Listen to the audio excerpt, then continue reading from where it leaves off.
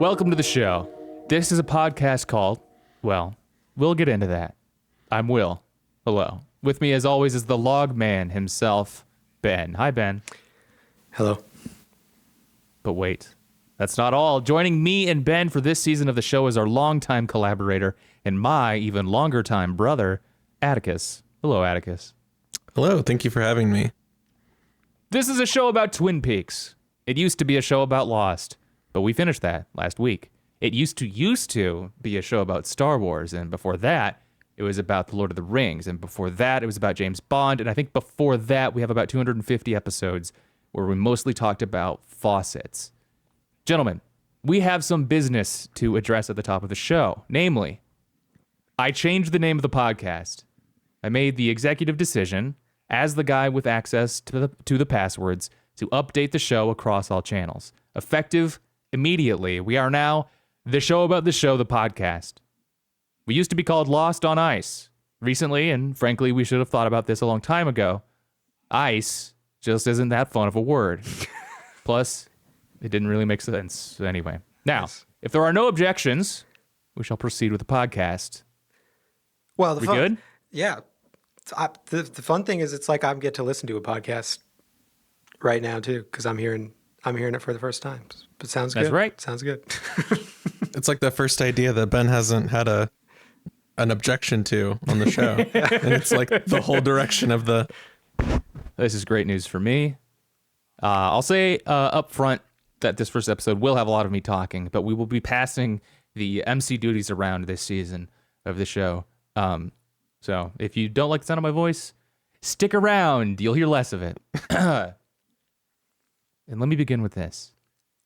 Wikipedia's entry on Twin Peaks begins thusly.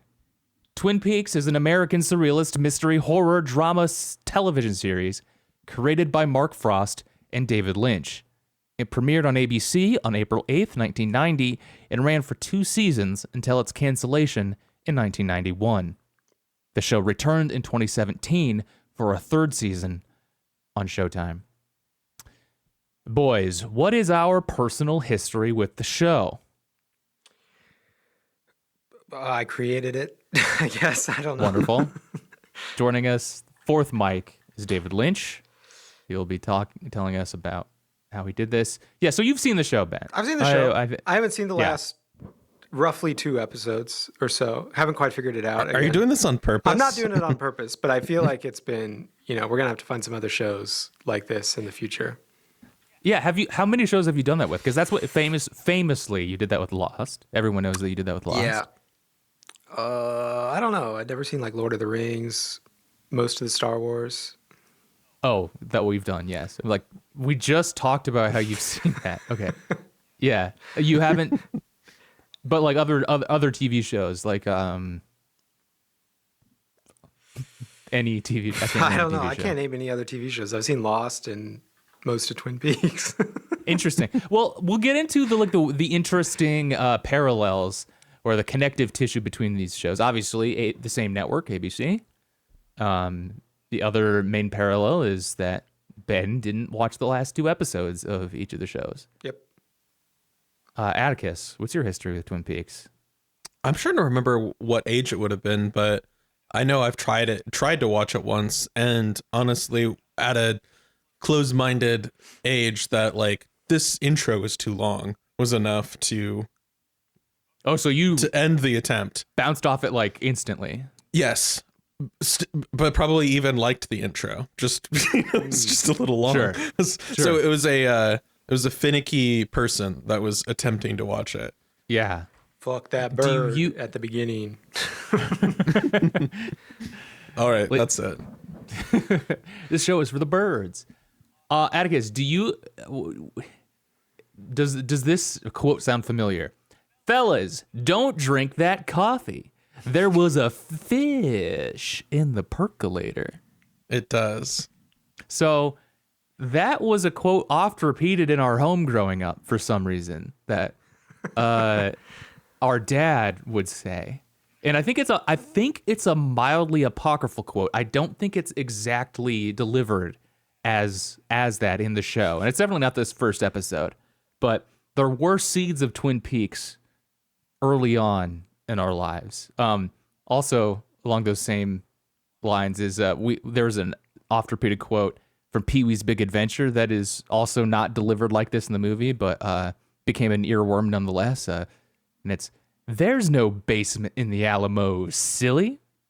It's interesting what becomes canon. Yeah. And it's stripped of context where you're just like, I don't know where it comes from. I just know it's good or bad or just right to feels, because in the movie they don't say silly at the end, but it feels like they should say silly. So we say silly. A little punch up. or even just that it's a quote or part of a quote. Just Yeah. Like what you latch onto. So, okay, let me ask you this, Atticus. And I just want a yes or no answer to this. I just want to gauge your familiarity with the show, because this is a totemic piece of American pop culture that there's certain bits of this that seep into all of our lives, whether we know it or not. Yes or no, do you know who killed Laura Palmer? no. Okay. That's where we're starting. Interesting. That's great. That's really good. I'm glad. So don't look up. Don't. Let this wash over you, I guess. I have seen.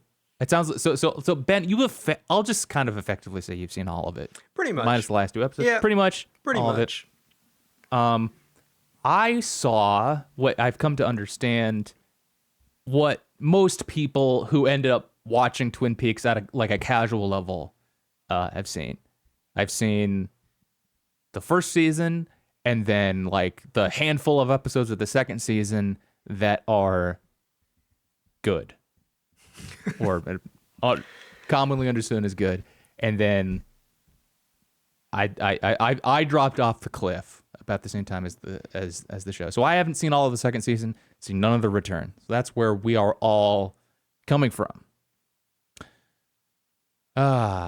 So let me return to the Wikipedia intro here. Set in the fictional Pacific Northwest town of Twin Peaks, the series follows an investigation led by FBI Special Agent Dale Cooper into the murder of local teenager Laura Palmer.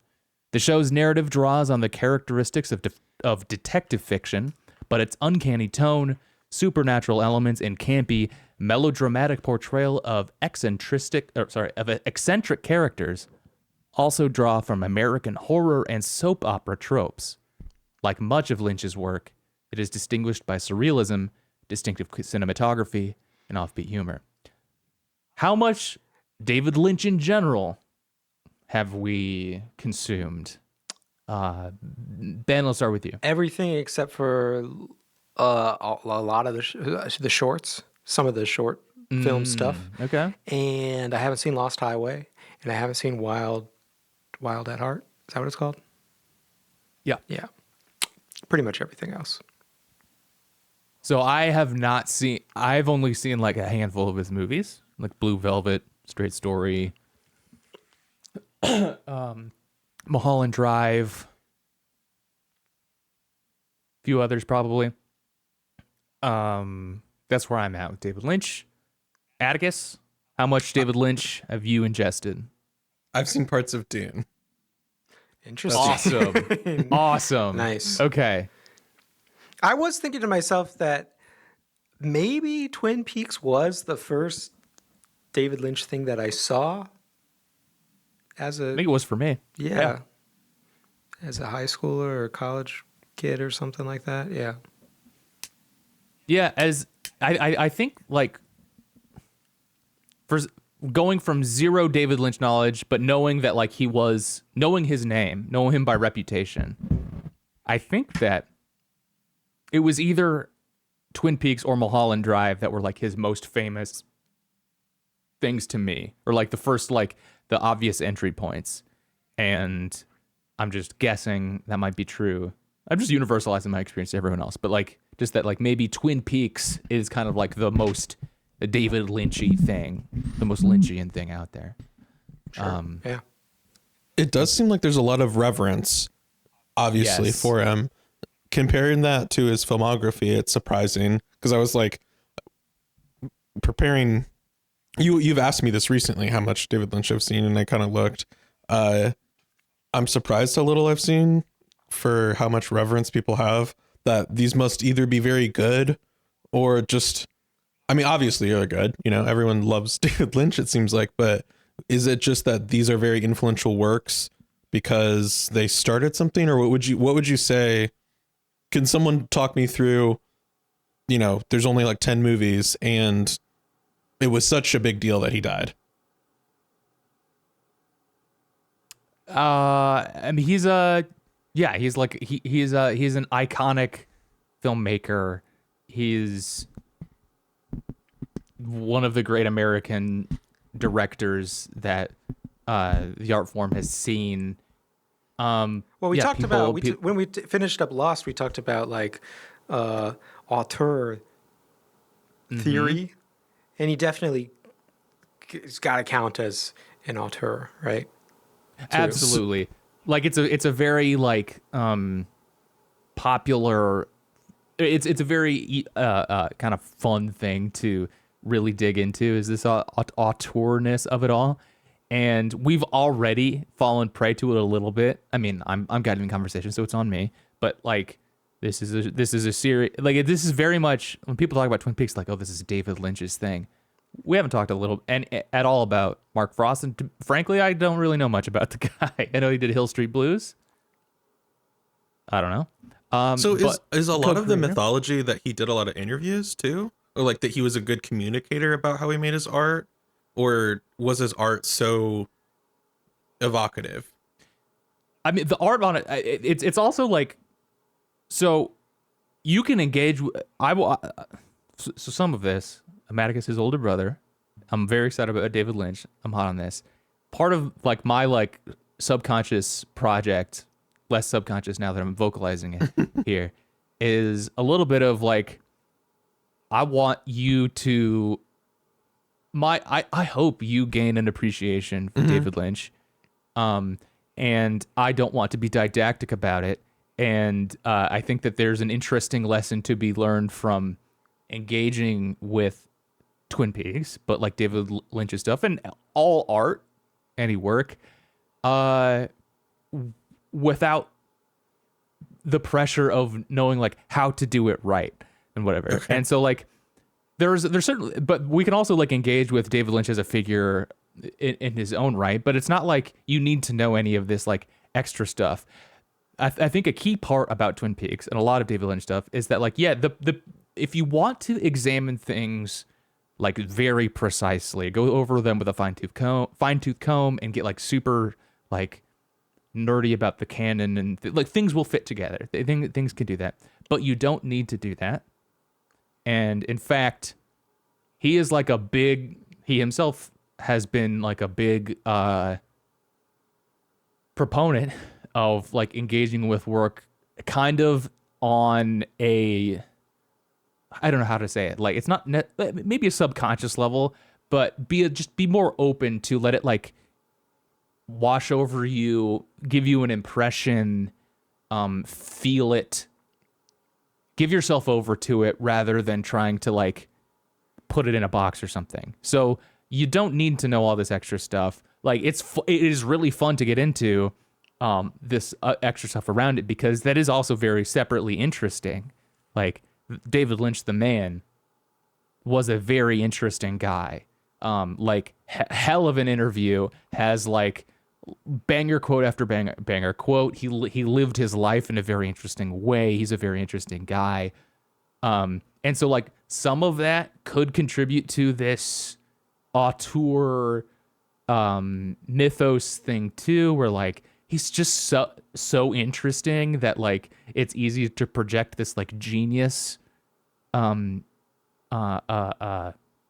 label onto him, but you don't need to engage with that to have a good time with the art or have a response to like Twin Peaks, for example. Would you agree with that, Ben? Yeah, I think so.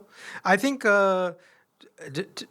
even more directly to Atticus's question, though, your intuition is probably a little bit right that like he is someone who people know partly through his like celebrity on top of, being a filmmaker.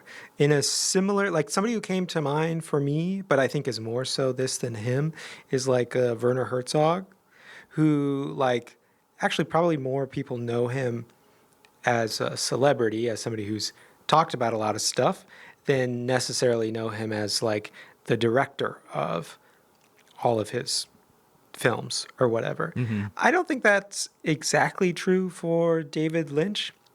And he's a lot more, to Will's point, he's actually kind of cagey in a lot of, or that's not quite the right word, but like he definitely he's an elusive fellow. But he set barriers on what he was willing to talk about his own work, right?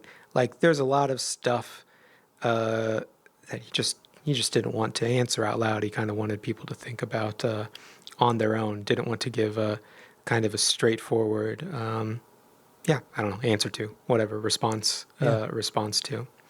He was very big on just, it's there. It's there. Look at it. But he is don't ask me about it. It's all on the screen. But he is still, I think, known. I don't know what more so, but like he is known for being a celebrity though too. In a sense, he is still talking about a lot of stuff, talking about other people's work, talking about his own work. He just set up boundaries in what he was willing to talk about. He's also really big on what's it called? Transcendental meditation. Yeah. And Iowa connection here. We're all Iowa boys here. There is the Maharishi Institute or whatever, or university in Fairfield, Iowa. That is not far from here. From where I live. It's far from where both of you live now. And I have visited Fairfield, Iowa. Ben, have you ever been there? No, but when I was a kid, I did. I was in an improv group, competitive improv group. I love learning more about you 10 years in like this. Jesus. We competed against kids from that school a lot, and I remember they were pretty. I don't know. The meditation helped you with the improv or something. They were pretty good at that. Were they levitating? Shit. I don't know. No.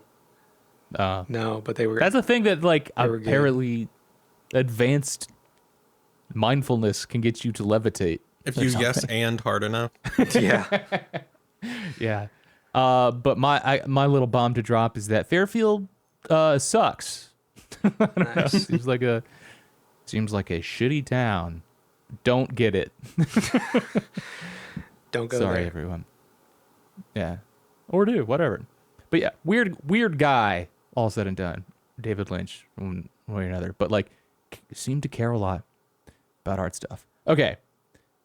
Let's talk a little bit more about, actually get into the show a little here. So today we're covering the Twin Peaks pilot.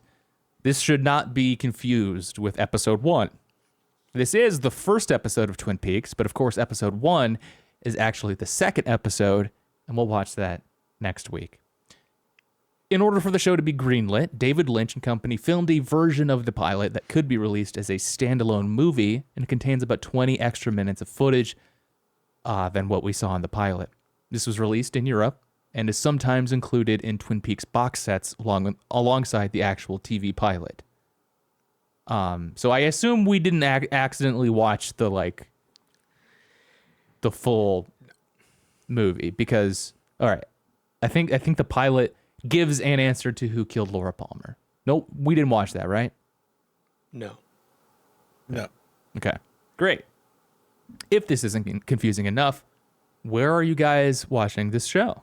I ask because the DVD version has the now famous Log Lady introductions to the episodes. Oh, yeah. I have the Log Lady introductions, but that's not what I've been watching. Are you an FBI agent or something? What do you mean? Where are we watching this? So are you watching them with or without the Log Lady introductions? Without. You say yes. You are watching without? Without the Log Lady introductions. Atticus, did you get a Log Lady introduction? I plead without. Okay. Me as well. I'm watching a version that does not have the Log Lady introductions. Those were added for the DVD release and were not originally broadcast. So it's fine that we didn't see them with the introductions. They do add a very interesting...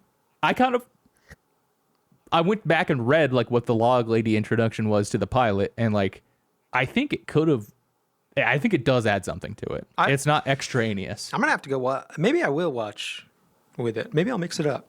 You know, when we watched Lost, sometimes I was given the perspective of what if you watched this scene at double speed.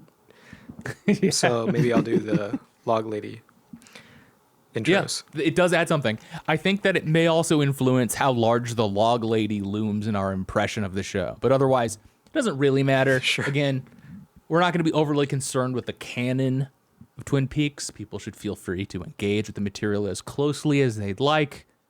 But my approach, at least, will be one that is going to be more that's relaxed and open. Impressionistic, exactly. A lot of Lynch's work, as we mentioned, operates on a subconscious level, and I am cultivating a forest over trees mentality for the podcast. And speaking of trees, let's get into the show. I think we've done enough table setting. I'll be reading from the TV tropes summary of the pilot. We'll be going scene by scene because this is an absolutely iconic piece of work. I have to say, yes. Okay, so I have seen pretty much the whole show. Maybe not the last 2 episodes. Maybe just one. I don't know. But I have seen this pilot. Like, this was probably like the 5th or 6th time I've seen it in my life. You know, works as kind of works as like a movie. You know, I've seen Fire Walk with Me a bunch too. But like, yeah, it's good. So, seen it a lot. Yeah, I think, and I'm curious. My hypothesis is that, well, I guess Atticus, you've bounced off the pilot a couple of times, but like in watching it in full, did you get like a nostalgic feeling anyway, the comfy cozy vibe? Yeah, I feel like it's even enough. Like as I get older, this obviously came out before. Well, maybe not obviously, but this came out before I was born.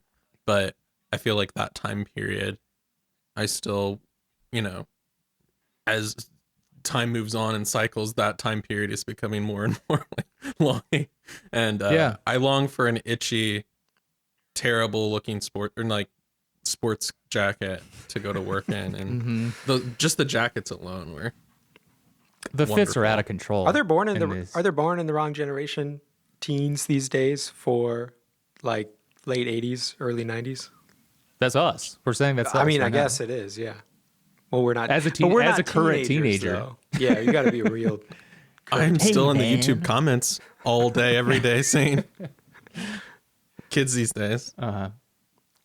Let's talk about this title sequence.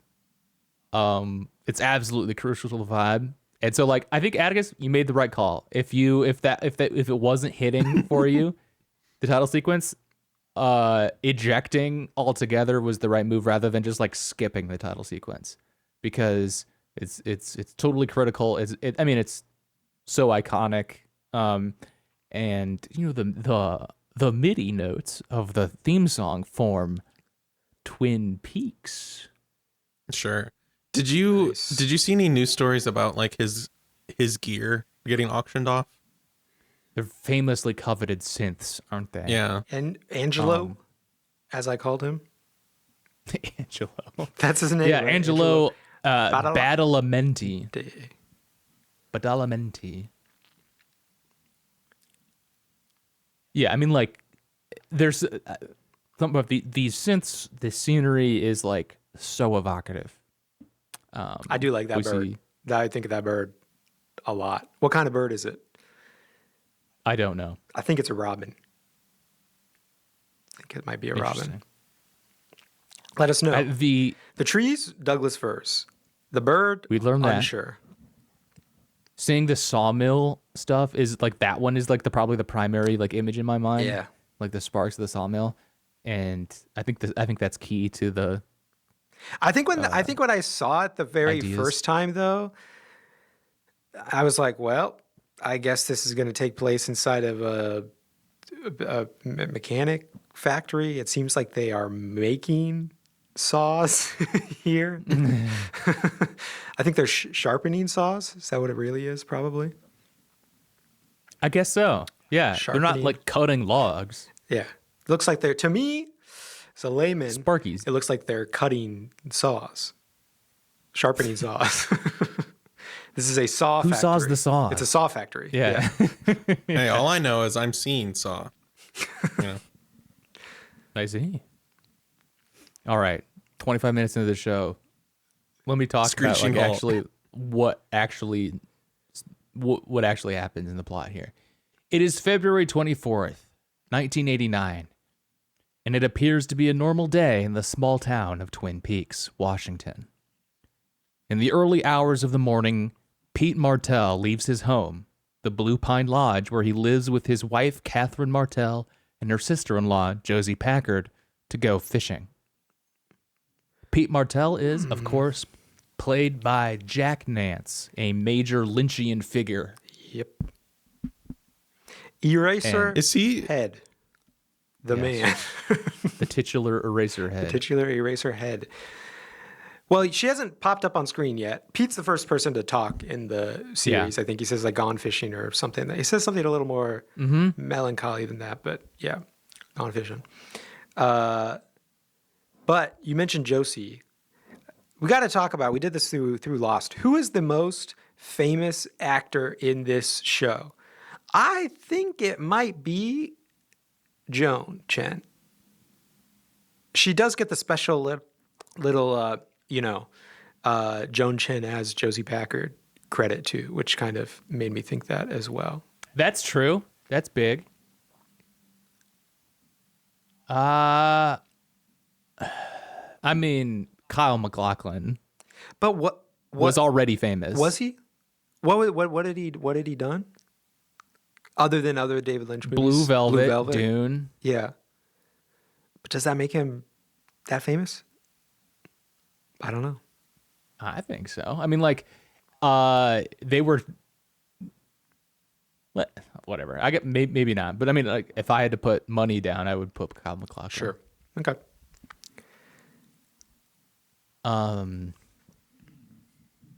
So from the first delivery, yeah, I think Pete Martell gives it like a kind of a not derisive, but yeah, melancholic, like gone fishing delivery thing. Already just like kind of weird. Things are kind of weird. The performances are a little bit off here. His fishing trip, however, is cut short when he discovers a body wrapped in plastic on the riverbank. Pete alerts the local authorities, and Twin Peaks Sheriff Harry S. Truman and his deputy, Andy, arrive at the crime scene along with the local doctor, Willard Hayward, to examine the body. Face down. Face down, yes. Didn't remember that. Did not remember that. I always thought, but then I guess, they flip her over pretty notably. They have to roll her over. Mm-hmm. Forgot about that. Did either of you catch the major Lost connection here? Beach. It was steering right at me, and I didn't see that one. The other one, I guess. No. Did either of you catch the one that I'm thinking of? Harry drives a Bronco like Jack Shepherd. Nice. Okay. Cool. They are shocked to discover that the identity of the dead person is that of Laura Palmer, the beloved homecoming queen of the local high school. Yeah. I don't think they say that. I think we kind of... this is another thing I've been thinking about. What are all the things that I know already that like are just kind of baked in and probably just baked into common knowledge, but trying to catch when they're actually revealed, I think you kind of figure it out later on. They show the classic Laura Palmer homecoming queen photo in the trophy case at the school. Yes. But, yeah. Yes. So like that's there for you to put together. No one says like, but she was the homecoming queen. Yeah. And she died? No. But yeah, you could put it together. Laura's father, attorney Leland Palmer, is at the Great Northern Hotel with his employer and the owner of the hotel, local business tycoon Benjamin Horn, discussing the papers for some Norwegian businessmen to invest in a country club, Horn plans to build on the land where the Packard sawmill stands. Some of this guy's weirdness had me wonder, just one connection here. That guy is a Tim and Eric collaborator. Ray Wise? Ray Wise. Yeah. And I was thinking, is there some similarities in like just off-kilter weirdness between weird, uncanny Lynch and weird, uncanny Tim and Eric? Or are those just are those two sides of the same coin, or just, Atticus, you just recognize this guy's in two different... I don't think you're making it wrong. Oh, excuse me. I don't think you're too far off. I do think, though, a crucial difference might be that David Lynch, I believe, is like totally earnest with his pastiche, for example, rather than satirical or like exaggerated even. Yeah. That I think that like he's been asked about like Twin Peaks being like, it seems like you're playing with soap opera tropes, but like elevating it. And he's like, no, it is a soap opera. I love the soap opera kind of thing. And there's that, like we talked about this with Blue Velvet, and it's here with this too. Like this, like he has like an earnest love for the like idyllic, peaceful community, like white picket fence, like everyone getting along, like wholesome, like everyone's a friendly neighbor. Like he earnestly loves that. And it is like heartbreaking to him that there is evil lurking underneath. Rather than like, I don't know how like an obvious like, woman, you with your white picket fence don't understand that actually everything's fucked underneath. Like he is like actually laments that it be fucked, I guess. Leland points out to Ben Horn that they do not actually own the land. Also, pay attention to like the decorations in the Great Northern Lodge, like that are up like very like Native and American art in the lobby and things. I think that plus the trees, it's kind of key to everything. But Leland points out they do not actually own the land, but Ben assures him that he will acquire it soon. Meanwhile, Leland's wife, Sarah, has woken up to discover that Laura is not at home, and sensing that something is horribly wrong, she makes several phone calls. We get this, like, we keep returning to this shot of the staircase in the Palmer house that is just so liminal, maybe, or it's like it's Yep. ominous. The fan blade spinning there. It's this like in between space in the house that I don't know. There's something like very eerie about it. I don't think it ruins anything to say we return to that shot in the future quite a few times. I think throughout the show. I find the Palmer house, actually a lot of stuff, but especially the Palmer house. No disrespect if your house looks like this, but I find it very repulsive. I hopefully someone whose house looks exactly like that feels better. I did write down that I can smell every location in this pilot. It's like I just know it's smelling crazy in there. I don't know. Yeah. I mean, it kind of falls into what you're talking about. Like it's an idea of an, idyllic America or whatever. It is not mine. And I guess that's just when my age, I guess, when I was born, whatever, what just kind of registered as like old or I don't know, sickening to me. But I really hate that. And like there are I just want to blow characters, fresh air into that living room. Yeah. There are other characters, there are other set pieces throughout Twin Peaks that are just like it, but the Palmer house is the most repulsive to me. Something about it. Hate it. Yeah. There's a heaviness in the air, like literally and also, metaphorically. Yeah. But like, yeah, it's thick in there. Sarah tries to get a hold of Laura's boyfriend, Bobby Briggs, but he is not at home either, nor is he at football practice. Sarah frantically calls Leland at the hotel just as Harry shows up at the hotel and asks to speak to him too. I did like how she managed to call into the locker room at the football practice. Coach, I got a question. Yeah, he's not here at practice. Come to think of it, he has been at the last practice or the previous practice either. And I can't find my car keys. Like, all right. It's going to go on from here. Not my problem.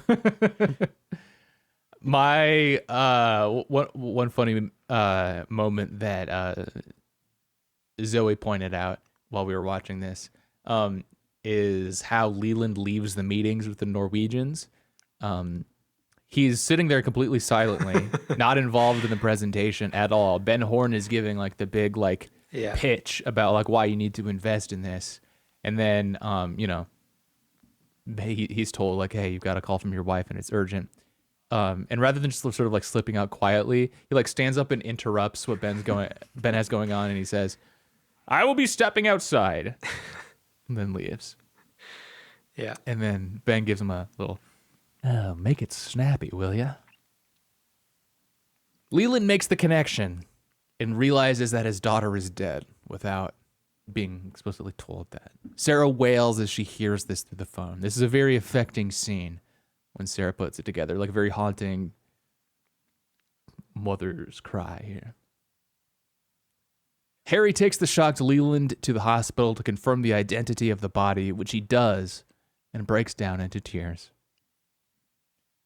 Bobby, meanwhile, now it's finally time to talk about Bobby, shows up at the Double R Diner to talk with waitress Shelley Johnson, their secret relationship being suspected by the diner's owner, Norma Jennings. All right. They were so covert, though. I don't know. How could this be spotted? Bobby Briggs, king of the bits. I've decided to know the most swagged out guy in all of Twin Peaks. Insanely swagged out. He puts a song on the jukebox as he leaves. Dana Ashbrook's performance as Bobby Briggs is absolutely unreal. I love it. He gives like a half-speed Jim Carrey that is absolutely transfixing. Like, he's doing all these bits all the time and no one's giving him anything back. And it's not like played for laughs or whatever, but he's like, "Hey man, I'm Bobby Briggs." It's awesome. It's and so everyone's good. like, "You gotta go talk to the police. They think you killed someone."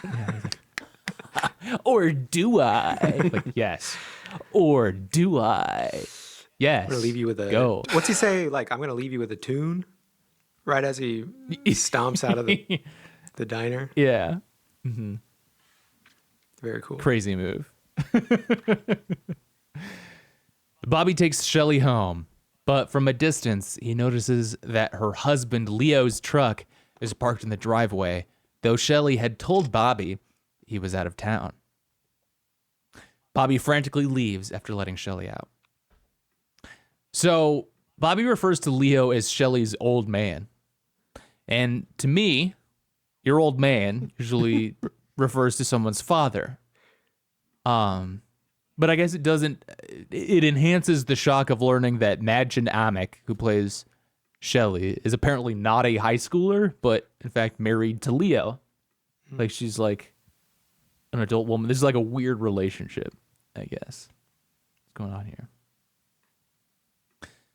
How we feel?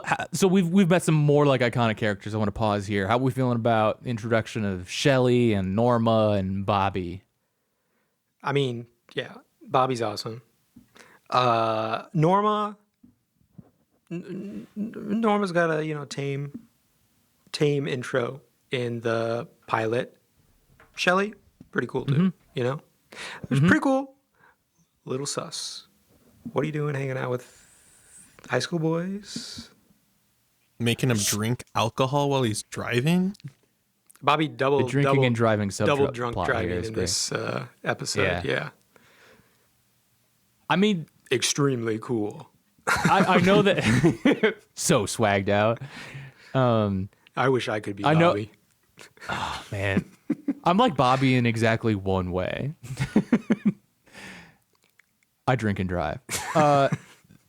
The whole like, I don't think it's that sus. It kind of seems like Shelley doesn't look older than any of the other high schoolers. It's not like she looks older than Bobby or whatever. It looks like she could easily be in high school, but for some reason like working a morning shift at the diner.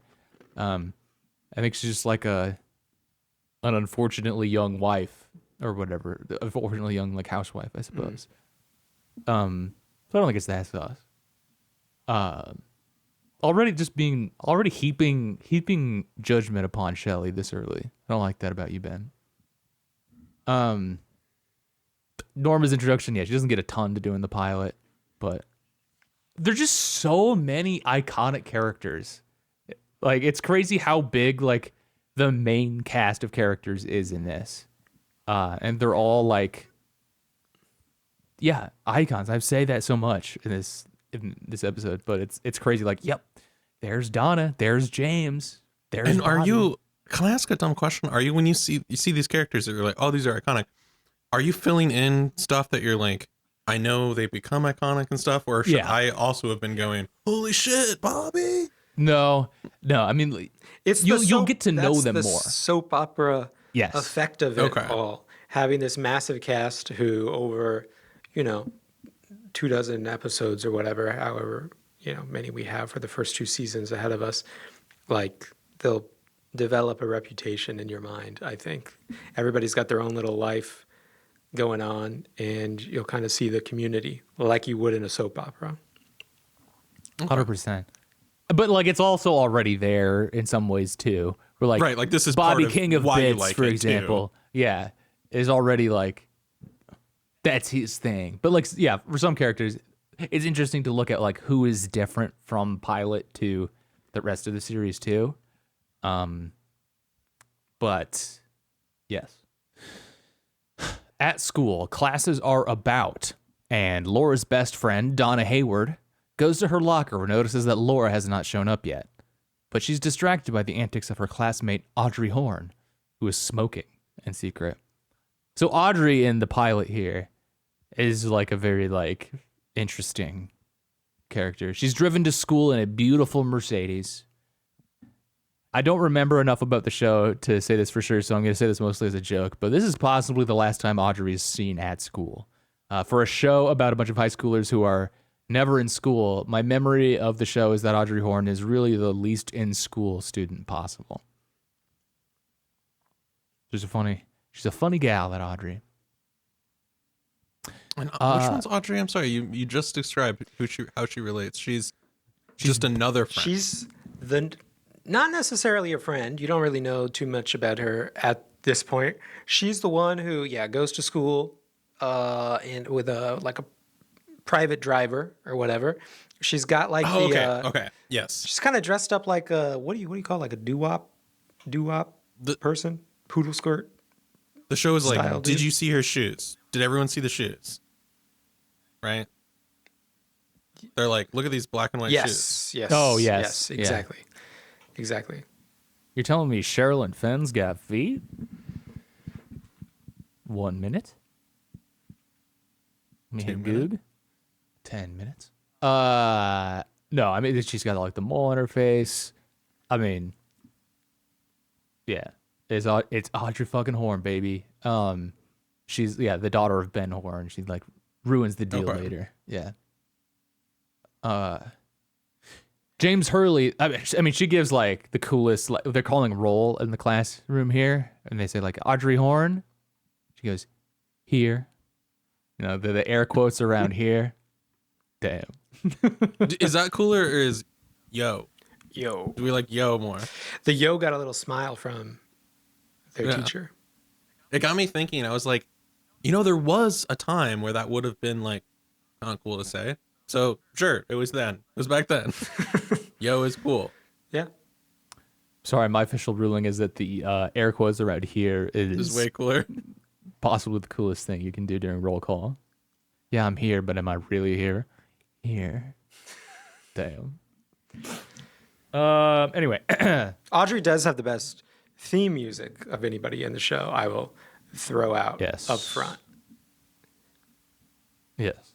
What about the boys? Because like the boys have like some like pretty like jazzy drums and stuff. I don't even remember what it was, but it just seemed like there was some like jazzy piano and drums for someone. It seemed a little mismatched. I don't remember what. Yeah, Audrey gets that. Audrey's theme, Atticus, is the one that goes like dun dun dun dun dun dun dun dun dun dun. Yeah, that one. It's so good. It's so good. James Hurley then approaches Donna, asking if she had seen Laura yet. Their worry increases as they notice Laura is not at her desk either.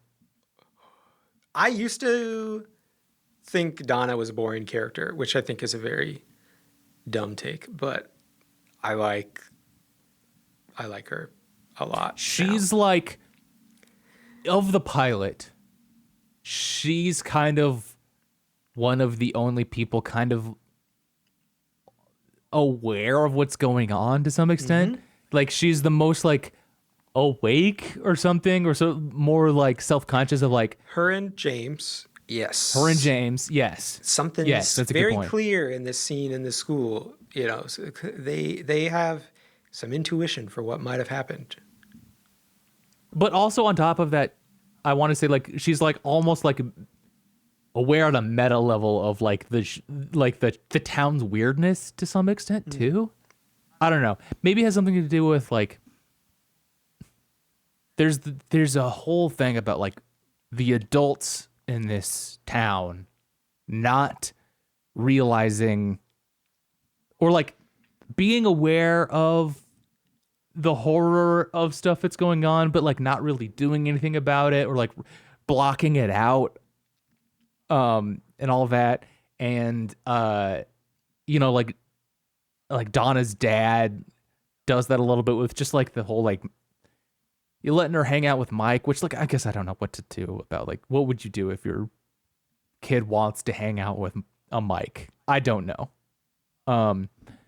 But it does seem to have like a relatively supportive home life going on at Donna's house. The Haywards seem to be like one of the better home lives to have, I think. Yeah.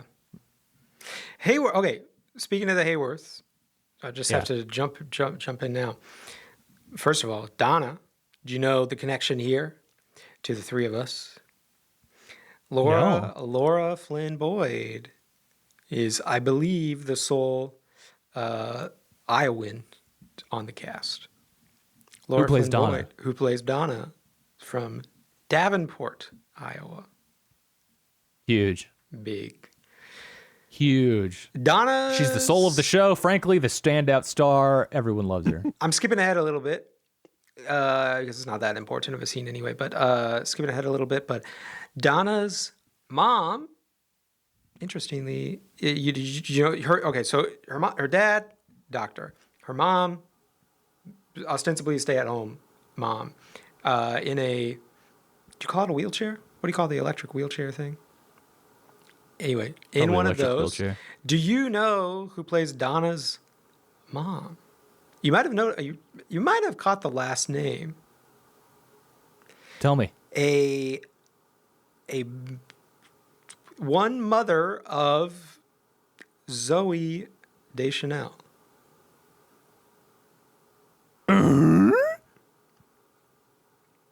Really? We got a Deschanel. Yeah. What's her first name? Mom. Mary Jo Deschanel. Mary Jo. Plays Eileen Hayward. Huh. She's been married to Caleb Deschanel since 1972. What a coincidence. No, I love doing this. Stupidest joke that no one ever laughs at. Okay. Where are we? Crying in the classroom. Crying in the classroom. Yeah, they like before they're told what's going on, James and Don are making eye contact, sort of feeling like they know something's happening. James showing his anger by almost popping a pencil in half. I guess he does break a pencil in half with his thumb. Forehead growing Very two cool. sizes. Yeah. Yeah.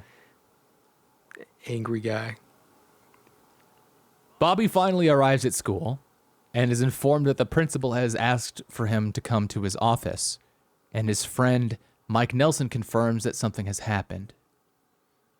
Back in class, a state trooper briefly speaks to the teacher, who then tells the class that an announcement will be made. Bobby, king of bits, is back at it. Mike is like, something's up. Bobby's like, where? And then he does this stupid little shuffle off to the office. And everyone is just like so embarrassed for him. Yeah. Bobby's so good. It's so good. I sent it in our Discord channel here, but I also think that the principal being told, I thought was funny. Like, you need to go make an announcement about this, and his is just like, oh, right now, just like just very like hapless, like, I don't know. There's something too, like, yeah, this sleepwalking nature of like the authority figures in these kids' lives. There's something about this like town that's like, I mean, we find out someone died a year earlier too, that like apparently no one like gives a shit about too. Like, there's this just like automatic like, oh, I should say something kind of thing, and like it's just weird. It's just weird.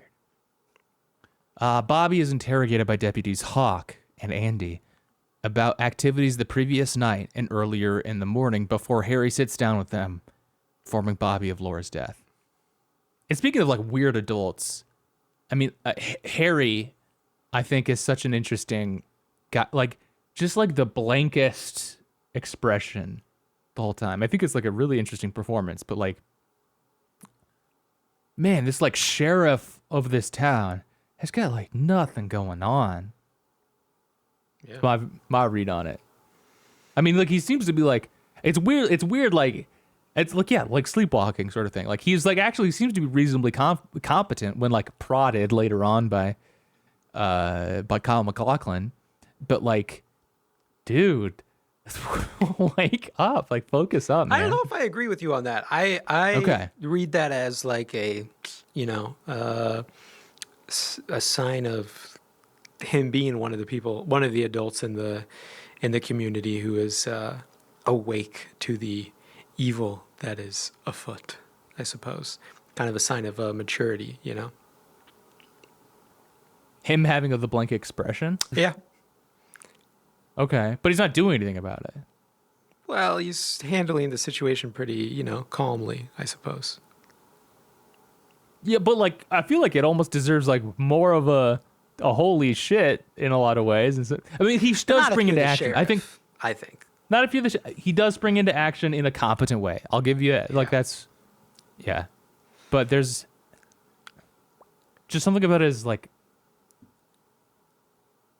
okay, kind of thing. I don't know, man. All right. Bobby is awesome stunned. He is awesome getting interrogated, though. He's doing like the 2 double fists on the table, like, I didn't do it. Boom. And then like finger guns back at them. It's like the perfect, like, if someone doesn't speak the same language as you, louder. Say the same thing louder. If the police still don't believe you, louder. I didn't kill her. Oh, yeah. I didn't kill her. Doing like magic tricks with his fingers. I've never lost my temper, ever.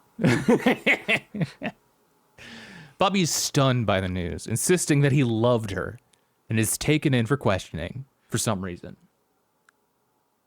Principal Wolchek then tearfully announces Laura's death to the school and cancels classes for the day. We see this spreading heartbreak of losing Laura. This is hard on everybody, including me. as the principal. Yes, he's sobbing into that mic. Sobbing. The police show up at the Palmer residence to question Sarah. They ask about Laura's activities the previous day while Deputy Hawk searches Laura's room for clues, discovering a camcorder with a videotape in it and Laura's diary. Do you have the? Did you happen to know? Did you happen to know where the key is for this diary?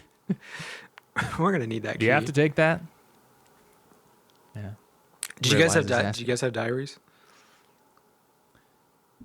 I tried to keep a diary because I saw it in like movies and stuff. It seemed like something to do, but I only saw girls do it, and so I was like, what would a boy version of this be? Like, what would be like the cool version of keeping a diary?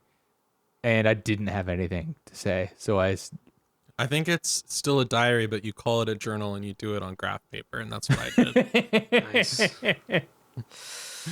As a kid? No.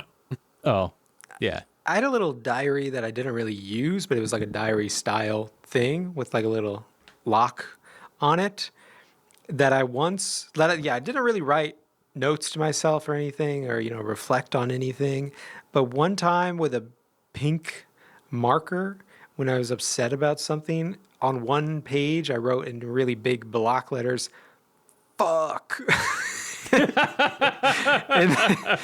and then I must have not locked the diary, and I just kind of left it open on my desk, and my mom found it, and that was the one time in my life I got grounded because she found it, and she's like, what is this?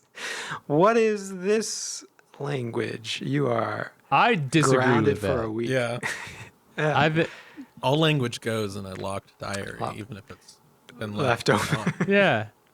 I think that's good to be like he's like expressing his feelings in writing. His feeling is apparently just fuck.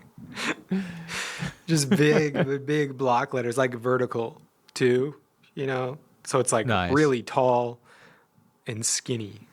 Really tall and skinny. Fuck. Was it like the kind when you were like, you ran out of space? So it was like FUC. No, it wasn't like I ran out. Did you guys ever do like when you're a little kid and they have like little activity books for kids and they would show you like, oh, if you write letters really, really tall but really, really thin, if you're looking at it straight on, you have a hard time reading it. But if you tip it and you read it like from the bottom of the page looking upwards, now you can suddenly read it. No idea. Lots of my teachers' efforts were to getting my writing to be more legible. There was not a lot of like, do this and then other people will be able to read it. One simple trick. They were like, we're going to call your dad if you don't write more legibly. Does that happen? Yeah. Jesus. I mean, good luck reading our dad's writing. Yeah. I think even then I knew it was a false threat where it's like, call him. That's so weird. That's fucked. All right. James goes to his uncle Ed Hurley's gas station. Hurley. What? Whoa. First a beach, now a guy named Hurley? Damn. James goes to his uncle Ed Hurley's gas station, Big Ed's Gas, and gives him a note gas farm. Actually, gas farm. Yes. Gas farm. Very cool. Never heard of one of those before. I hear farming gas. And James gives him a note to give to Donna, requesting her to meet him at a local bar, the Roadhouse, later in the evening. Which is, of course, like... I know Ed, like, I like Ed. He's a sympathetic character. But he's another, like, sleepwalking guy here, too, in a couple of scenes. He's definitely the sleepiest sounding guy in the town, Yeah. I think. Tell Donna to meet me at this bar. It's like, you're in high school. Not even tell her. It's pass her this note from me. Yeah. Okay. Ed. Bro. But Ed's wife, Nadine, then tells him to pick up a set of drapes she ordered. Honestly, the most like villainous character of the pilot, like portrayed as such, at least, Nadine. Yeah. Maybe not in a suspect way. You're probably not. No, not in a suspect way. Because there are people who you're maybe, ooh, what's the mystery who killed Laura Palmer? But let's be honest, she's got a pirate style eye patch. Yeah, I hate my eye patch wife. They call her Nadine the Nag. Look at the bullshit old Ed has to put up with. This justifies his infidelity, by the way. You don't want to. What's it called? People first. You want to be people first when you're talking about disabilities and stuff like that.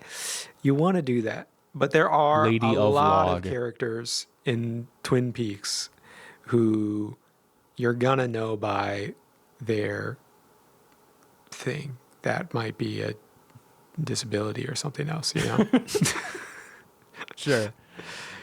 This woman carries a log. This person has a pirate style eye patch. Donna's mom is in an electric wheelchair. A few hours later, Ronette Pulaski, a schoolmate of Laura, is found wandering around in a daze on a bridge, showing clear signs of abuse, and she falls into a catatonic state upon recovery. The shot of her walking across the bridge is very eerie. It reminds me of the shot, the feeling of, it's not quite as scary, but the feeling of and the dirtiness of the shot behind the diner in Mulholland Drive, which has a more specific name than that, but I can't think of the name of the diner. But when the, thing. The monster reveal. Yes. She's looking dirty like the monster, and it's just very eerie to me. Yeah. It's extremely eerie. You're like kind of lulled. Yeah, you're kind of lulled into this like sense of like coziness throughout the episode in some ways, with like it's very quaint and the costumes are cozy, and I don't know, like the performances can kind of feel campy in a way that provides like a layer of protection. But like that makes these moments of like the really unsettling things like hit extra hard. Oh, and you see like these fucking like wounds on her arm, or her chest or something, like, and like that she's barely clothed. She's got like the she's clearly been tied up kind of thing. It's so freaky, and the whole effect of it is like extra unsettling because like the whole thing isn't supposed to be like really gritty realism. Well, yeah, I mean, I think you hit it on the head with like the contrast against the campiness of it, because there are so many, thrillers and horror movies and whatever else, even like soap operas, but that are a little bit more. I don't know. They're not quite as what we're just gonna call campy for now. Where there's going to be the contrast between, you've seen a bunch of rich kids drive around Beverly Hills, and then there's some bloody scene where one of them gets killed or something like that. Okay, that can be a big contrast. You kind of feel the difference, but it's almost like with Twin Peaks, David Lynch kind of thought like, well, how do you go further than that? How do you go even further than just from like an idyllic existence to this, terrible scene, like this kind of scene of brutalism, or like the aftermath of it. It's like, well, if you actually tell the first part in a different way, in an even like kind of campier way, and then you completely shift not just what's happening in universe, but how you kind of like show it, then you've built an even bigger kind of chasm that you quickly have to cross from idyllic into what you're seeing in that scene, and it has an even bigger effect. Like, I mean, Atticus, you're a musician. Like, how do you build dynamic range? It's not necessarily just making the louds louder. You make the soft softer. and then the louds will hit that much harder. Mm-hmm. Since Pulaski crossed the state line when walking across the bridge and appears to be a victim of the same crime as Laura, or at least connected, it makes the case a federal matter, and as such, Sheriff Harry Truman calls in the FBI, who sends out Special Agent Dale Cooper to investigate the matter. So in a pilot packed full of iconic scenes, this must be the most iconic, I think. Kyle MacLachlan driving down the road in the Pacific Northwest, low angle from the passenger seat, speaking into a tape recorder, telling Diane about his work trip, and he is instantly taken by the trees. The trees are important. How do we feel about the intro to Dale Cooper? Very cool. I think very iconic. Atticus, I'm curious, had you seen this before, or had you seen this referenced elsewhere in pop culture before? Not that I recognized, but that I'm sure I have seen it, done trillions of times, just not knowing that it was someone else did it better first. But I think I didn't even quite realize, like, oh, here's a new character that's going to matter at quite a big deal, Sure. But I guess maybe that's the whole show. The first pilot is like, I'm used to a procedural, or there's only one or two characters that matter, maybe long term, and this shows. I don't know. I mean, yeah, we're over an hour into the podcast and we're just finally getting to the introduction of one of the most iconic characters of the series here. Like his introduction, he's not there for a long time in the pilot here. And it's not like the theme, the introduction is just your main character driving around shooting people, where you're like, okay, I'm waiting for that guy to come up again. Yep. Right. Cooper greets Harry and quickly hashes out any jurisdiction friction, as Harry earnestly tells him that he is glad and relieved to have the FBI's help, as murders are not something that he's used to dealing with in a quiet town like Twin Peaks. Harry and Cooper go to the hospital to inspect Laura's body. On the way, Cooper explains that he sees a connection between Laura's death and the murder of another girl 1 year earlier. After finding a piece of paper under Laura's fingernail, similar to the one. Hold on. Before you get there, before we find the piece of paper, when they're walking there, they go up an elevator. Yeah. And there's a man in the elevator who walks out ahead of them. Did you catch what this man looks like? You're not talking about Jacoby. No. No, what do you... You might have did my people first thing. You might have noticed a one-armed man leave the elevator ahead of them. And then they encounter another psycho in town, Mr. Dr. Jacoby. Yeah. Yes. So, yeah, I'll skip to that here. I mean, just this is slightly sequenced a little bit. You are right about the sequence here. They encounter while they're at the hospital, Harry and Cooper also encounter the eccentric psychiatrist, Dr. Lawrence Jacoby, who tells them that Laura was his patient, though her parents know nothing about this. He offers to help with the investigation however he can. Now, this gets the certified cool guy alert. Absolutely. This guy seems normal all the way around. Love his outfit. See nothing wrong with that, being a psychiatrist. We love a secret psychiatrist. Yeah. Mm-hmm. Psychology is best done in secret. With teenagers. Also, you'd want like a dowel going through your head, is what it looks like he's got going on. I think it's fine what he's doing to his tie too. That wasn't like deeply unsettling whatsoever. Actually, I didn't catch. What are you talking about? Like fondling his tie, like the embroidered hula dancer on his tie, and he's like stroking her skirt on it. It sucks real bad. So after finding a piece of paper under Laura's fingernail, similar to the one he found under the fingernail of the prior victim, with the letter Cooper R. Yes. Under Laura's finger? Under fingernail? Yes. Okay. I'm not trying to catch you. I just couldn't remember. Yes.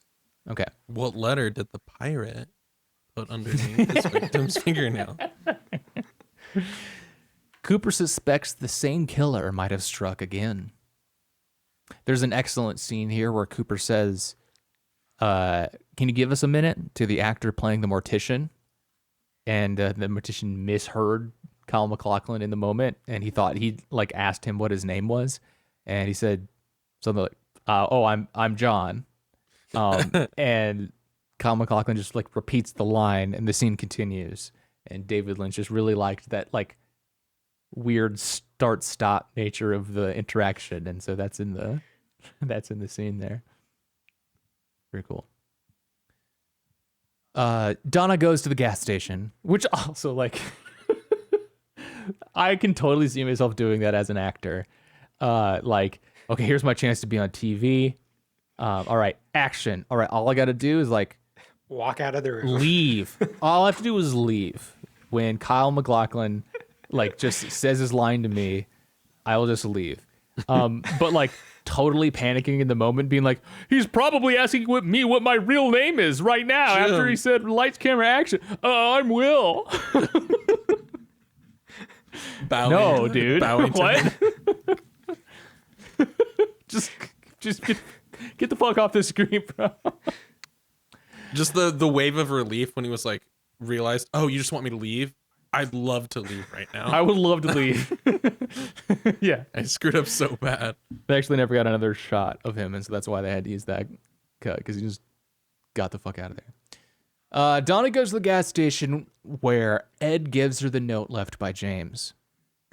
However, Mike, her boyfriend, arrives and angrily tells her to go to the sheriff's station to support Bobby. We all like Mike, right? He's a big fan Mike of this is guy. definitely the most, the character you feel the most empathy for. Yeah. Dude fucking sucks. Nadine then commands Ed to hang up her drapes. God. Could you imagine my eye patch wife wanting me to hang up drapes? Makes me so mad. Ed also receives a phone call from Norma, whose request he meets when they go to the roadhouse by nighttime. Sorry, that was phrased a little weird. Correcting on the fly. Back at the station, Cooper examines what has been found in Laura's room.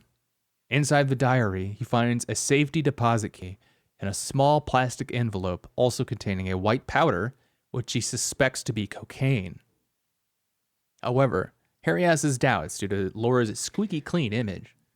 Yeah, Harry's like, no way. No. Okay. In the moment, then, you gotta just be like, okay, what do you think it is then, dude? It's not that many white powders. This little baggie of what do you think this powder. is? Yeah. Hold your other stuff. I'm not an FBI agent. I'm not from Twin Peaks. I'm just a guy walking in off the road. Yeah, it's cocaine. Yeah. I think I'd immediately be like, oh, wow, It's dust from powdered donuts? No. That I've just collected here. Yeah. Also in the diary was a statement that she was nervous about meeting Jay. Cooper then questions Bobby, both about whether Laura was using drugs and the identity of Jay, but Bobby denies knowledge of either subject. Bobby has, like, it is a very funny line, but if I've learned anything from watching true crime documentaries, it seems like it's exactly how every other teenager responds to the same question in real life too, where Bobby's like all over the place, like, I did not kill her, daddy-o, like, get the fuck out of my face, I loved her. And then they're like, what about the drugs? And he's like, I don't do drugs. I believe him, frankly. He's a football guy. He's I kind of have a good thing. And while this is going on, Cooper types a message to Harry on some device, like in front of him. I believe it's known as a calculator. Is it? I think so. It's like letters. It's though. like a I was like, it's like some calculator-esque device. It's like a graphing calculator. He's innocent. A better one. Okay. Very He's strange. just got like the TI-84 that he's found to just say swear words to his friend in class. Yeah. He's typing. He's 8008. Two. Yeah. And he just looks at it, smiles like, okay. Turn it upside down. Turn it upside down. Oh, See? no, I got it. See?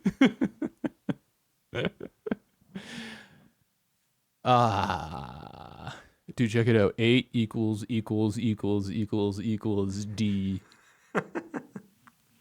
Okay.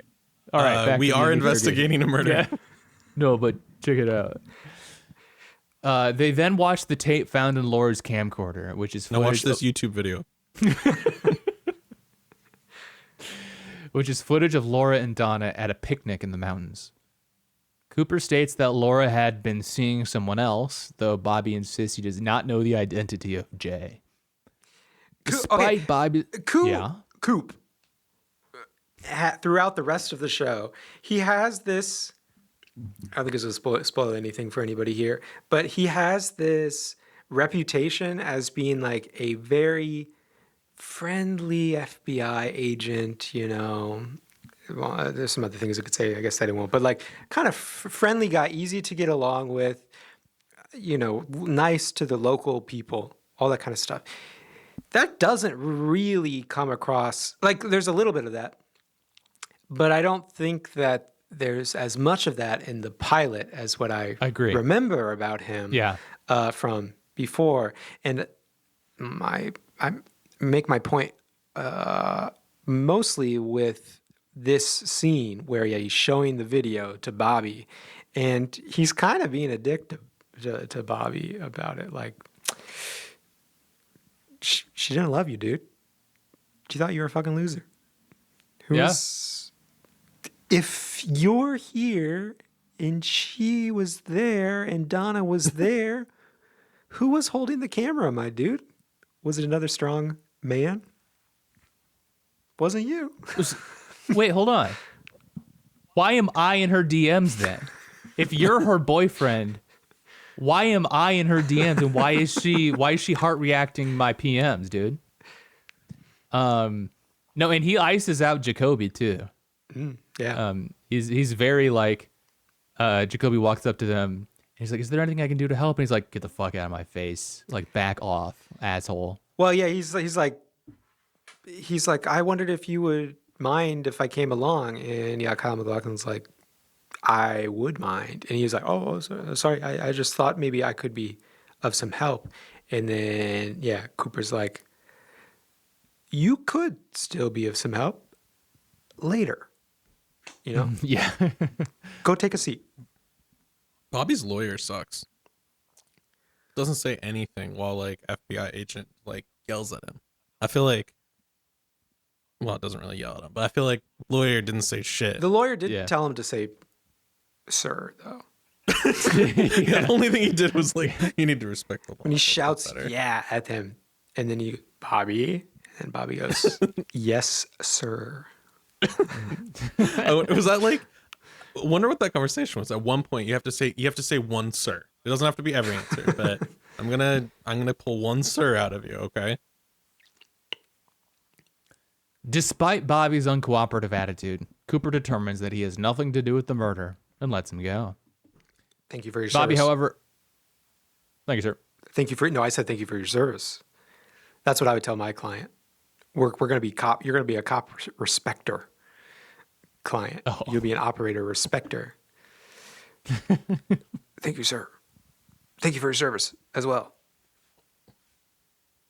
Bobby, however, clearly has an idea about who Jay is and meets with Mike in the lobby of the sheriff's office as Donna goes inside for her questioning, telling him that he is sure that Jay is James, and now he wants Mike's help to sniff out James and beat the truth out of him.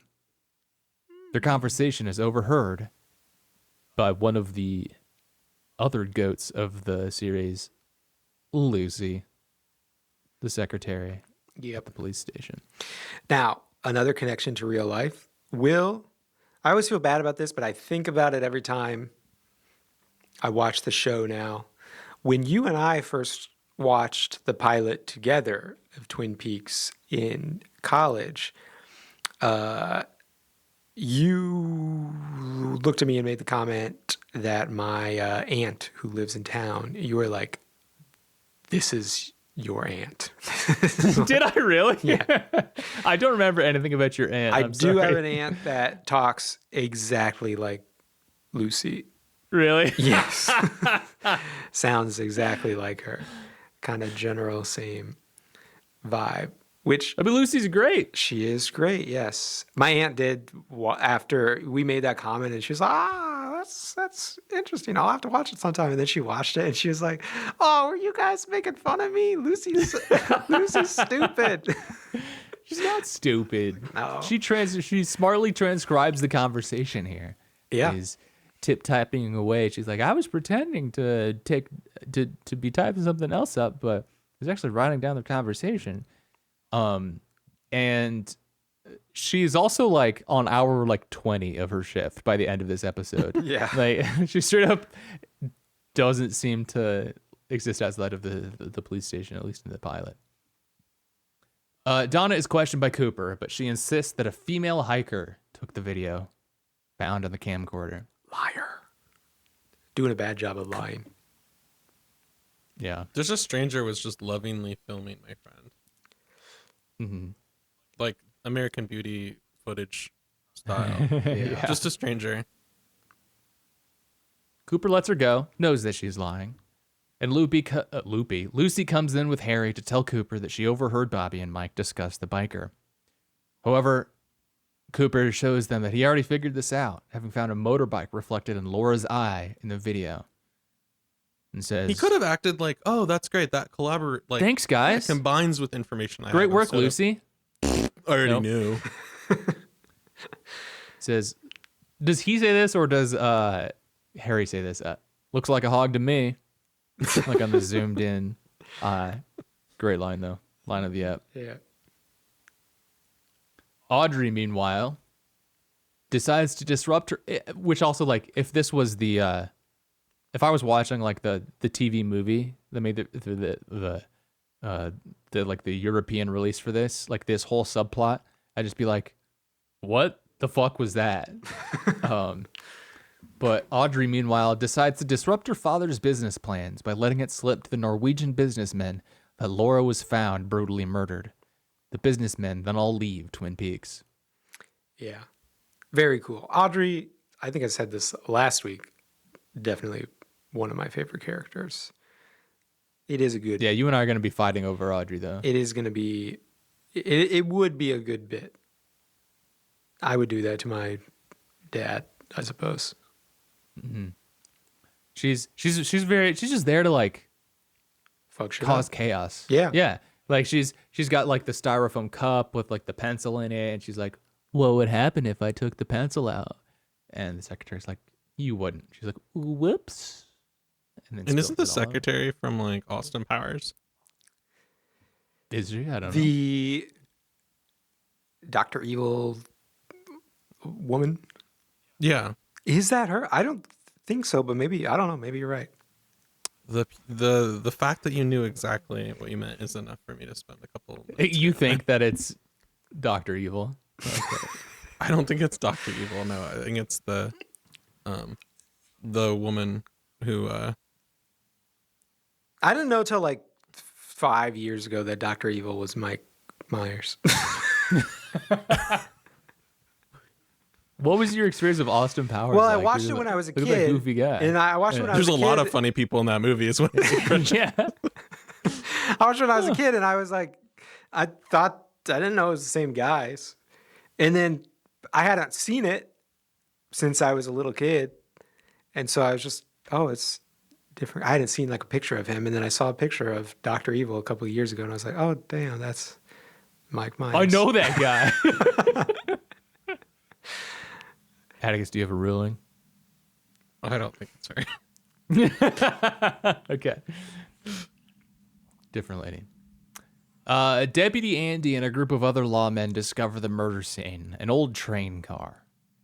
Cooper and Truman go to the train car where they find a bloodied hammer, rag, half of a heart-shaped necklace, and a note written in blood that reads, "Fire walk with me." Elsewhere. That was small font. Hard to write that with your blood, I think, unless you have really tiny pen-like fingers. Or a lot of blood? Dense blood. Elsewhere, James sits and holds up the other half of the necklace. Of the Netflix? Why did I say that? The other half of the necklace as he looks at it in quiet contemplation. Probably suspect number 1 at this point for the viewers. Be like, damn, this guy. What's going on with him? Cooper and Truman go to the bank with Laura's safety deposit box following the employee Alice Brady. Inside, they find a copy of Flesh World, which I think that was the magazine that you're on the cover of, Ben? Yep, the one that's behind me right now. Yeah. Could you move it? Could you find a place to put that? I forget about it. I only sit here one time a week. Well, they find a copy of Flesh World and over $10,000. Flesh World is such a nasty name for a publication. It is really fun. I was thinking to myself now that, like, for some reason, like in 2025, Flesh World sounds like the name of like a Sarah Squirm magazine or something like that. You know, like it actually sounds like it would be like goopy, gory stuff for some reason now. Yeah. Coop has a big smile when he opens up the box, though. He's like, "Ooh, an issue of Flesh World? Nice." And then he's like, "This is a good one, Harry." And there's a bookmarked page that he opens up. And in the magazine, they find a photo of Ronette Pulaski, confirming a connection with Laura. Also inside is a photo of Leo Johnson's truck. Yeah.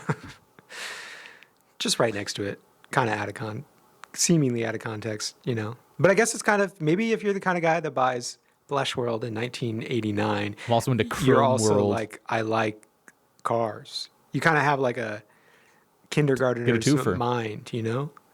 I want to see boob and I want to see truck on the same page. I don't think I'd like to know you in kindergarten, dude. I'm like a nasty little kid. So cut to Leo here. Inside Leo and Shelley's home. Leo observes the ashtray at his home and questions Shelley about why there is more than one brand of cigarettes inside of it. Shelley tries to cover up Bobby's visits by claiming that she might have smoked more than one brand, but this angers Leo, who threatens to snap her neck if he ever discovers more than one kind of brand in the ashtray again. A very crazy line, but pretty memorable as well. I think that a lot. I think about that a lot when I hear people talking about brands and all the people I threaten with the same thing. If you ever bring home a different brand of milk than Whole Foods 365 full fat milk. Is that what you're rocking with these days? Yep. We don't have Anderson Erickson out here. And I drank Anderson Erickson when I went back to Iowa, and I was like, I don't like this that much anymore.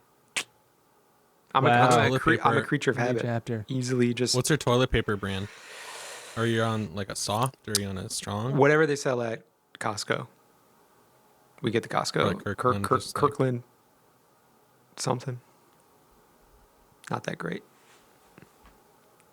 Atticus, how many plies are you dealing with? I don't know. I'm Ply basically check. with. I'm at whatever's the cheapest at this point. With the bidet, it doesn't matter no more. Oh, Absolutely. nice. Oh yeah. Nice. The cost savings are existent. When I first moved to New York, and I'm like doing, being full-time, full adult, buying my own shit all the time, instead of my college roommate's mom buying the toilet paper, and I bought some like single ply toilet paper and was like, damn, this was a mistake. I will spend a little bit of my paycheck on toilet paper next time. Yes. Got it for like one literally life like is not great. $2 for like 24 pack or something that lasted me like 6 months. Yeah. Mistake that keeps on giving. There's a character building stretch of early adulthood. Yeah. For 6 months, toughen you up. Cooper leads a town meeting, informing the town of the FBI's investigation of Laura's murder, as it is believed to be linked to the murder of Teresa Banks the previous year, and the killer may be a citizen of Twin Peaks. A curfew is imposed for citizens under 18 years of age. We get a few more introductions in this scene because there are like fucking 100 characters in this show. Cooper says, "Who's the babe?"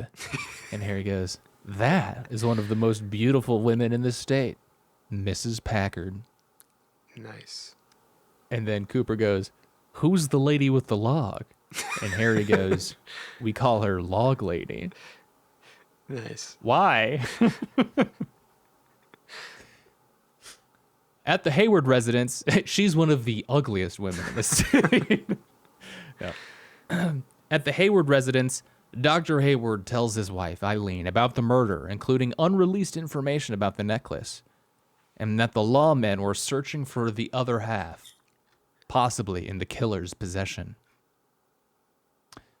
Donna overhears this and sneaks out to meet with James, requesting her sister, Harriet, cover for her. Bobby and Mike then turn up the Hayward residence, looking for Donna. And this is where Dr. Hayward asks Mike if Mike and Bobby have been drinking and driving. And Mike responds, "Well, sir, we're all really broken up about what happened." He does. And of course, Bobby the Bit King in the background surfing on the hood of the car during this interaction. Also very cool. Mike does end up saying, though, that like Bobby's too tired to drive or whatever. And then he does drive. Like, it takes a couple minutes for the bit to pay off, but Bobby does drive them away, which is very fun.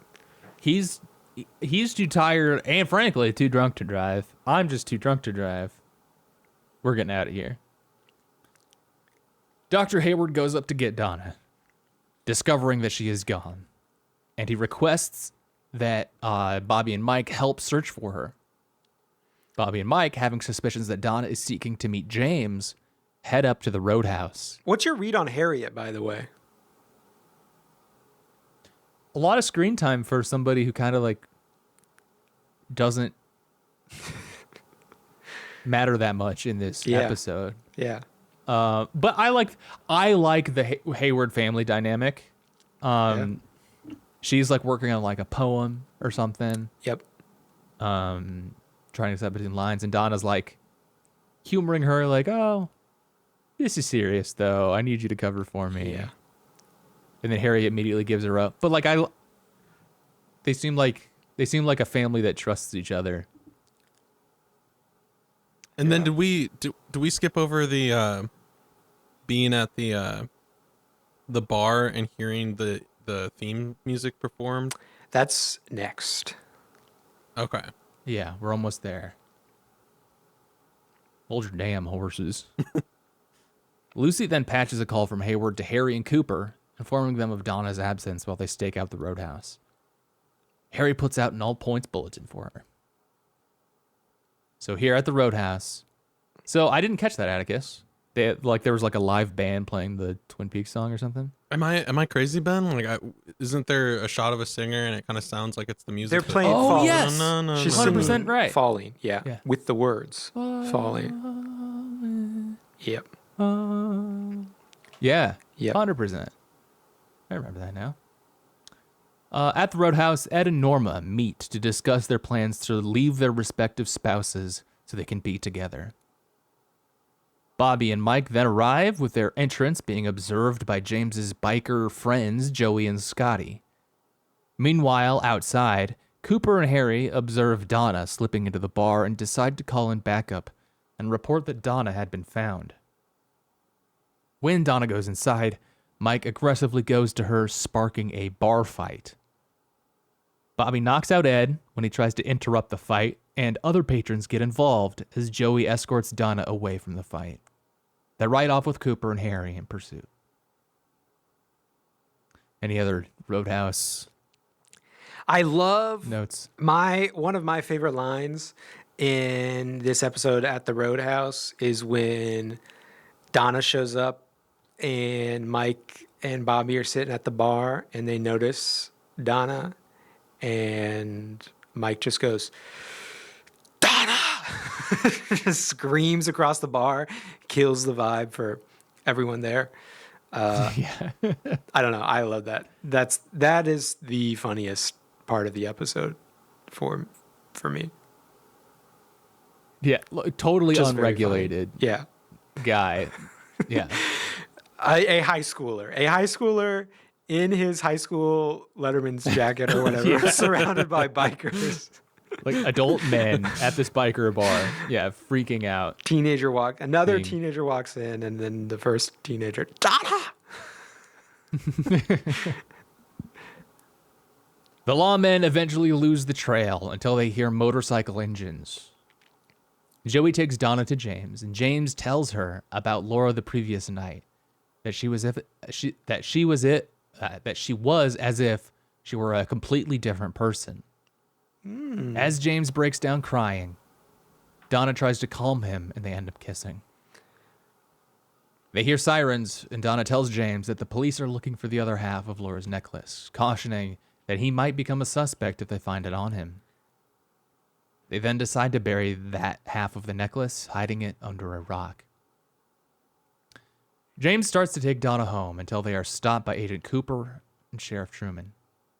James is taken into custody for questioning while Donna is released to her father, but her presence is requested for more questioning the next morning. So yeah, James in custody is behind bars, and then also Bobby and Mike are behind bars. Presumably the other police picked them up for the fight. Yeah. Insane scene. So cool. Loved it. They're just barking at him through the bars. Very cool.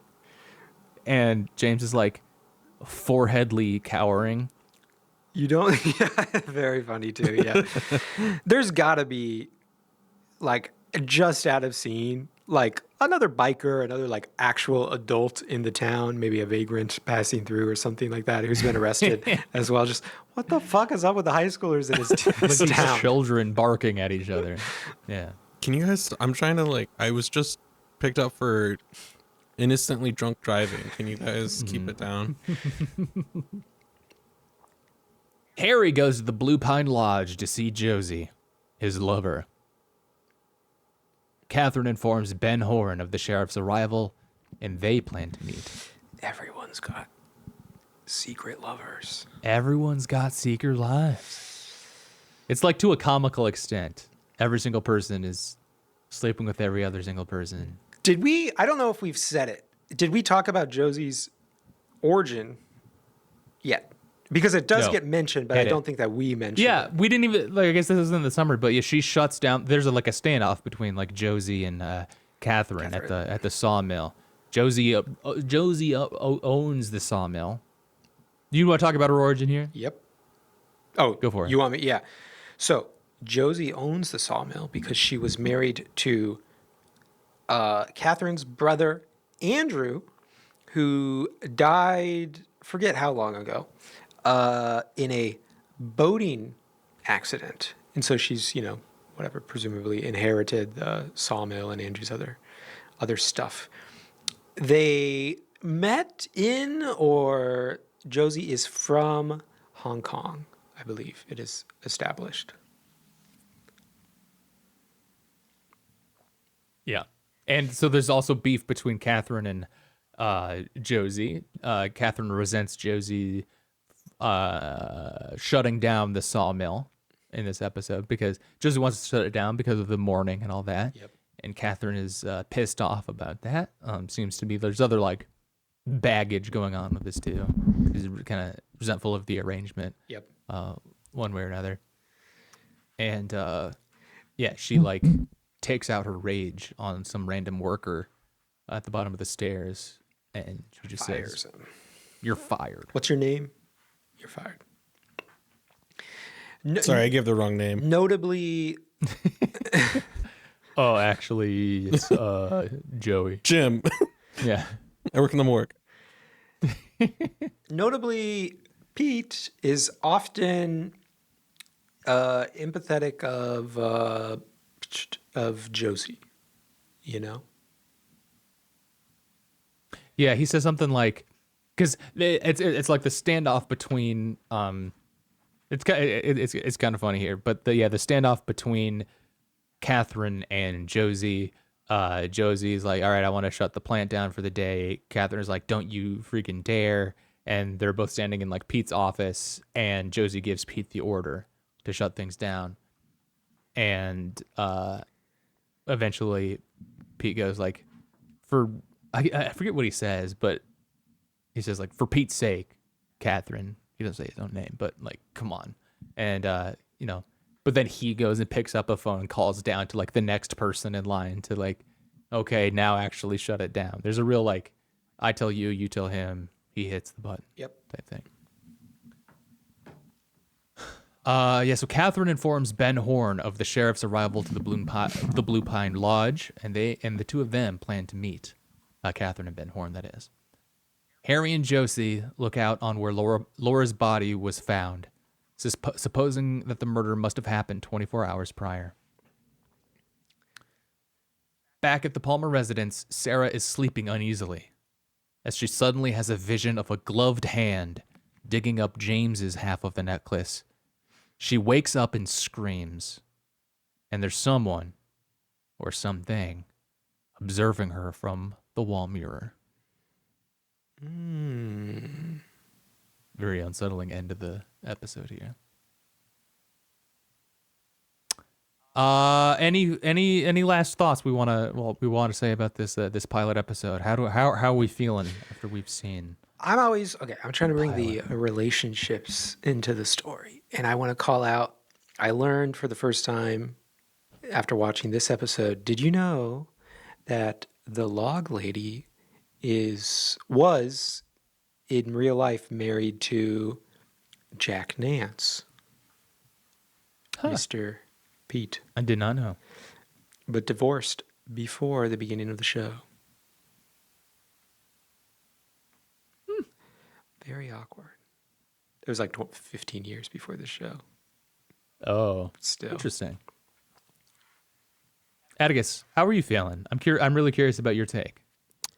I feel like I'm kind of torn because I'm jealous of people that know what's going on, but in a way I'm sure they're jealous of me that I don't know what's going on. Yeah, you get to watch it for the first time. What do you think the show is about?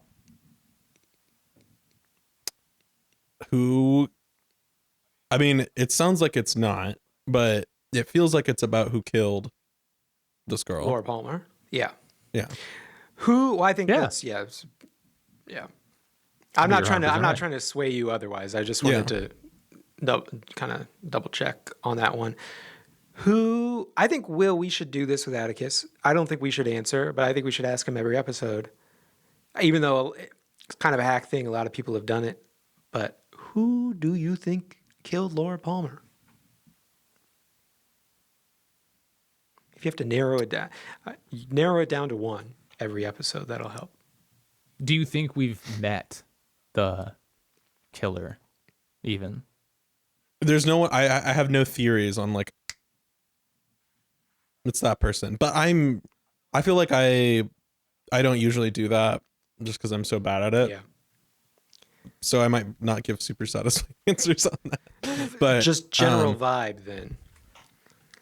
I think didn't you already mention that like the version pitched for a European movie had who killed like ends? It gives an answer, and I actually can't remember what it's with new footage anyway. I think they just filmed something for it, and I can't remember if that even lines up. I think they actually took a little bit of new footage, and they took some stuff from the next two episodes actually. or that they used in the next two episodes. Yeah. I've never seen it either. I find it very hard to believe, knowing how the rest of even just the first season plays out, that it would really line up with Twin Peaks, the series. So I don't think anything's, spoiled if you try to watch it that way. Yeah, why do you ask? Oh, I had read something about how it was stitched, something about how that was, and it struck me as odd, where it's like, please give us money to do this show. I'll turn it into a movie if you don't like it. It just seemed like very odd to me, like the repurposedness of something that, like, if you can repurpose it for something completely different, then that's an odd, something I've not really thought about before, but I guess sometimes restrictions really work with creativity. But I had the assumption that if it was resolved for the movie with footage from the next episode, that it might be resolved next episode. Gotcha. No, an interesting thing about David Lynch is that, like, for as like weird of a guy and as like kind of like he's kind of he's like a surrealist artist in a lot of ways, or like, kind of like a mainstream's first entry into like avant-garde, or I don't know what you want to call, like abstract sort of like beyond the surface filmmaking. He's very good, very, very good at working with studios and with studio notes, or like within certain constraints, operating in that world. I think like he's a good businessman in a lot of ways. He's shrewd, and like people like talking to him. He's really good at convincing people of stuff, and I also don't think any of it's an act either. He's a very interesting guy. So like, I think the whole point was that like, they never intended this to just be the movie, but it could have been like, if you need this to sell this to another market, that's fine. We'll make that. We'll make that thing. If this gets it greenlit, we want to make this larger series, we'll make it happen. But like, it's just kind of an interesting like piece of the David Lynchiness of it, that like you can actually like hang in the boardroom in a way that you wouldn't necessarily expect like an artsy guy like this to be able to. Any closing thoughts, Ben? I want Atticus to say a name. Okay, give us a name. Okay. Who killed Laura Palmer? Ed. Nadine and Ed did it together. Okay. All right. Nice. The eye patch wife. Eye patch. That's it for the show today. Next week, we're watching episode 1. Which is episode 2. We're watching the next episode. Yeah. Write into the show, drskeletonsartschool@gmail.com, or leave a comment down below here on YouTube. Check us out over on patreon.com/drskeleton for heaps of bonus content, including a weekly hangout show. Thanks for watching.